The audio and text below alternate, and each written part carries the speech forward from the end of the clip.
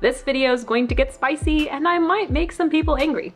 I definitely might make Karen a little bit angry, but I thought this comment was just a little too much to unpack to answer just in one comment. So, Karen, this one's for you.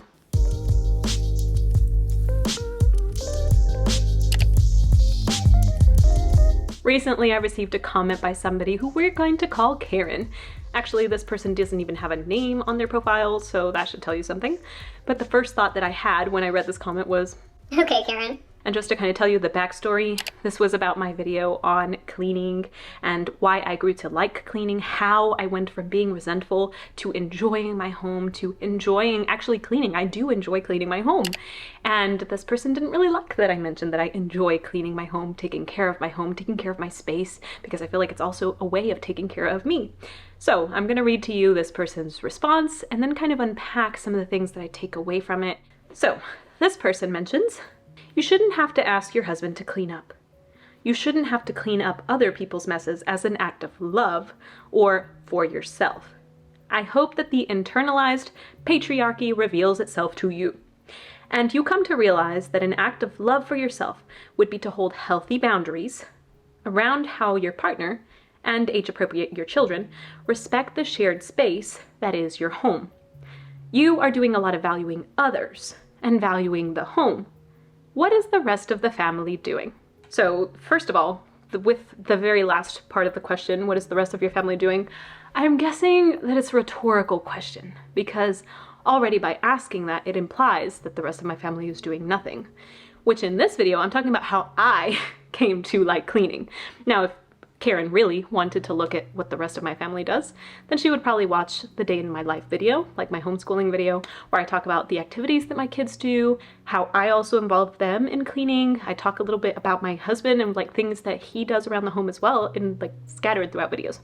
But this video wasn't about my family and what it is that they do.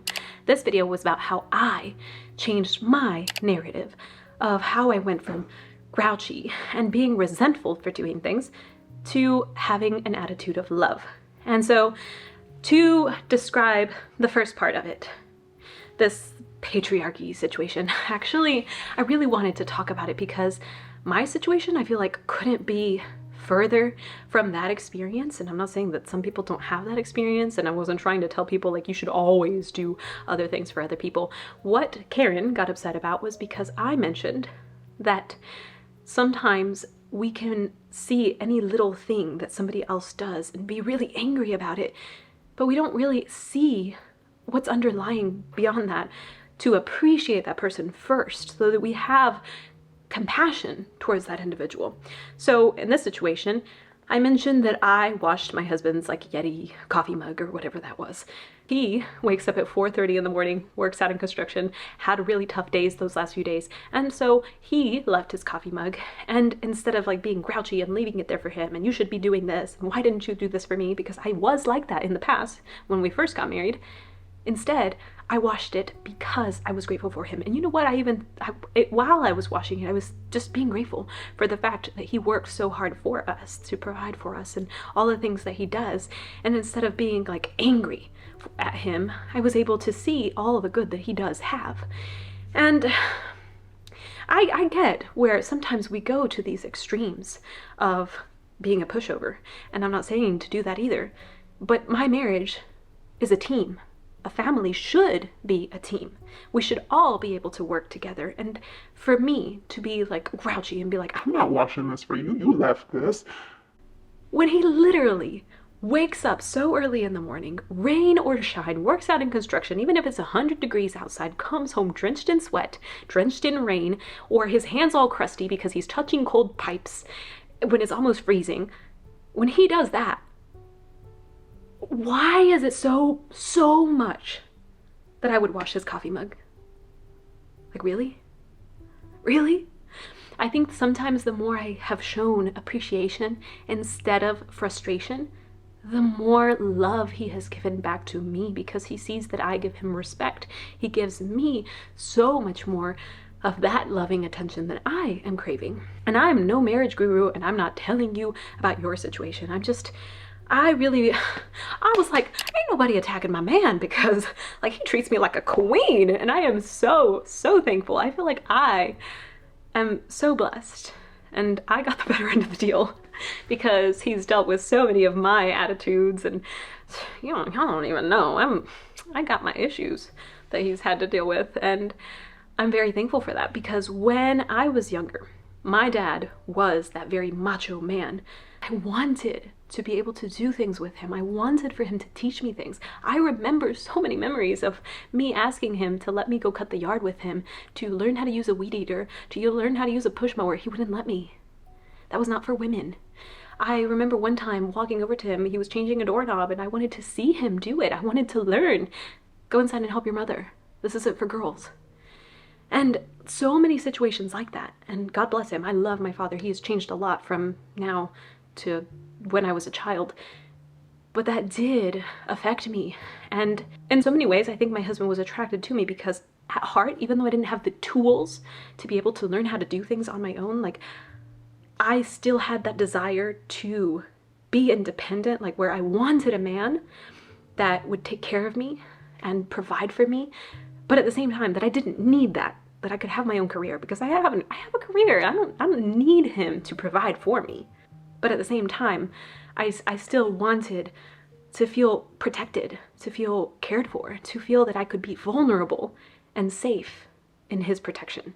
When we first got married, I had not even touched a screwdriver, because my dad, he wouldn't let me paint the walls in my bedroom. He wouldn't even let me put a picture frame in my bedroom. Like I wasn't allowed to do anything. Like it wasn't my home. It wasn't my room. It wasn't mine. And I was clearly reminded of that all through my childhood. And so when I first got married, my husband really wanted to teach me. And that was something too that attracted me to him as well, is that he always wanted to teach me how not to have to depend on a man. Because he always thought, like when we got married, he's like, I never want you to feel like you need a man to take care of you. Like even with himself, like he always wanted to teach me how I could do things in the home. But it was also not something that I had to do. Like I always told him that from the very beginning, before we even got married, that I wanted to homeschool my children at some point. Whenever we had kids, I was going to quit my nursing career and I was going to homeschool our children. And he knew that I wanted that, but it was never anything that he pushed me one side or another. He was always like, this is your decision. He always felt like it was his duty to provide. And if I wanted to have a career, if I wanted to stay at home, that was up to me. He was very supportive of me. He's been my biggest cheerleader. He's the reason why I have this YouTube channel. He's always encouraged me to do things that I've been uncomfortable to do. And he started by teaching me little things like how do you use a drill, how do you use a saw. And then eventually he pushed me to do things that I really was like, oh no, now you're going too far. Like teaching me how to attach and haul a trailer, how to drive an excavator, which, oh my gosh, that was so much fun. I felt like I was gonna die, but it was so much fun. Like I would love to drive an excavator again, because it felt like playing a video game where you could die, but it was still fun. It was so much fun. So I've done so many things because of this man that has wanted to teach me how to do things, and at the same time never made me feel like I have to do one or another. We work together as a team. I view family as like a sports team. I don't know anything about sports, but I kind of think of it this way. Like if I have a goalie who's like so good, like I have my best goalie, why am I gonna make him go out in the field and be kicking the ball around? Why? Like he's so good at that, or she. Then that's what that person should be doing. And our roles have changed. Like when he's been ill, I've had to do other things. Or when I have been working, he's had to do other things. I remember when I worked as a nurse, sometimes I worked on call. He would come home, again, working from construction. Like he's working harder physical labor than I was. And he'd come home super exhausted, super drenched in sweat, like completely drenched in sweat. And he'd come home and cook. And he'd come home and bathe the kids. Sometimes I had to take on those kinds of roles, and sometimes he would take on those roles, but it didn't mean like, oh, just because I'm doing this, like I'm being oppressed.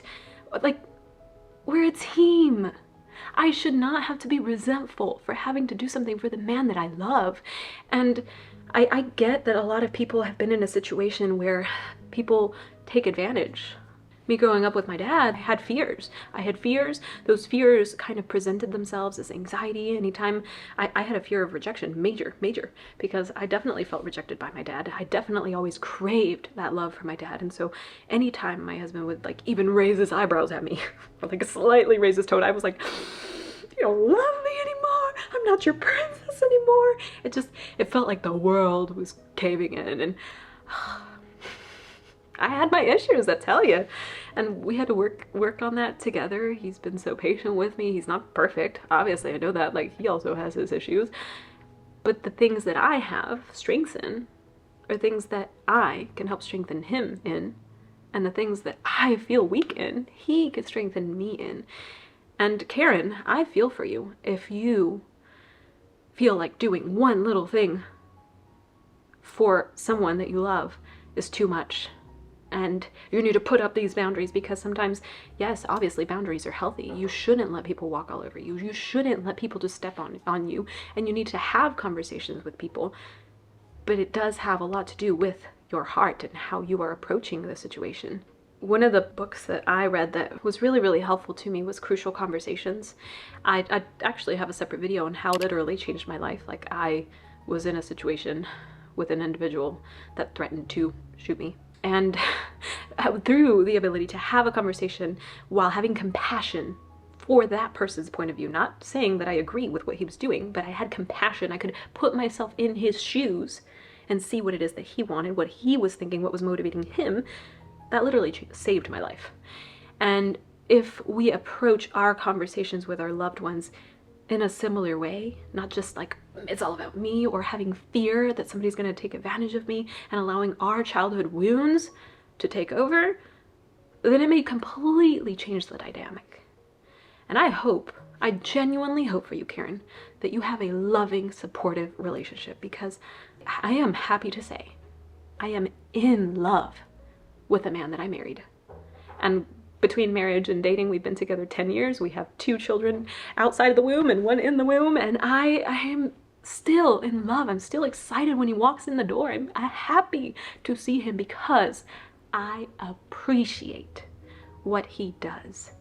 And any men watching this video, just let me know. Let me know, please, down in the comments if I'm wrong. But I feel like most of the time, men just want respect.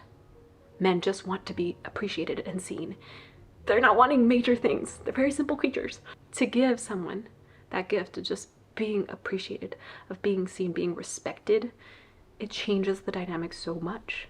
I've been able to see how with me changing my attitude from being grouchy and being resentful, because I didn't know how to communicate. I hadn't had that practice with communication. I had lots of anxieties, so anything I ever did was fight or flight mode. I never knew how to have a conversation about an issue I was having calmly, tactfully. Then it led me into those paths of disrespect, of scoffing or rolling my eyes or whatever. Oh, but the moment he did it, like, oh no, like, which he's always been very, very respectful. Praise God. He's never ever yelled at me, or we've never cursed. We've never been like that degree. We've always been very respectful. I always felt that was very, very important, respect.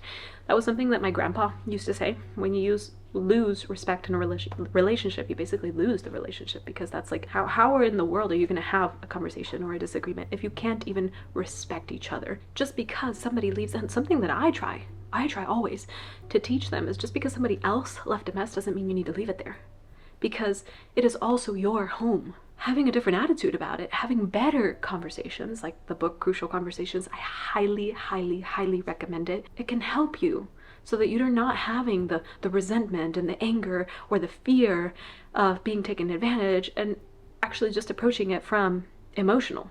You know, you can have a conversation without having all of these like fight or flight mode emotions. I also want to interject here, because I completely forgot about a book that has definitely been on my recommended list. Like, I have purchased this book for several women that I love. I have recommended it to so many people. It's The Empowered Wife by Laura Doyle. I highly, highly, highly recommend it. Unfortunately, some people that I have gifted it to that I definitely know need it haven't read it. And some people have, and they really have said, wow, like this is so different than what I've ever heard before. This really has changed my marriage. My marriage really has improved. And not even if you're married. I have actually gifted it to people that aren't married because they're in a relationship, or they want to be in a relationship, because it teaches you precisely kind of how you go about having these conversations of you're having an issue, you're having a disagreement. How do you actually approach it from a different angle, from a loving, compassionate way, and that it also respects you as a person, because obviously you have different desires and different needs, and so that you also have your needs met, your desires met. So I highly recommend this book, The Empowered Wife. I loved it, loved it, loved it. And again, like even though I've had a very, very happy, very respectful relationship, I can definitely say that it improved my relationship so much more. Like my husband's just so much more cuddly, more lovey-dovey with me. He does little things like bringing a coffee to me in the morning, even though he's going to work, like all those little things.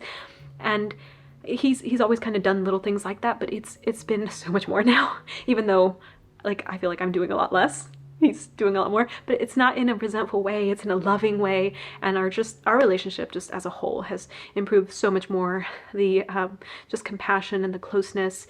So I highly recommend it. If you want to access it via Audible, you can have a free audiobook, yours to keep, with a 30-day subscription. I do have a link down below where you can actually get an Audible trial, and then if you want to cancel, you can cancel afterwards, but it does give you one free title to keep, so you can maybe try out this book and see how you like it. If you don't have that connection with the people that you are most supposed to love and care for, what do you have? I'm not saying I'm doing it perfectly. I'm definitely not. Definitely not. I tell you, I have my issues. But at least that's my intent.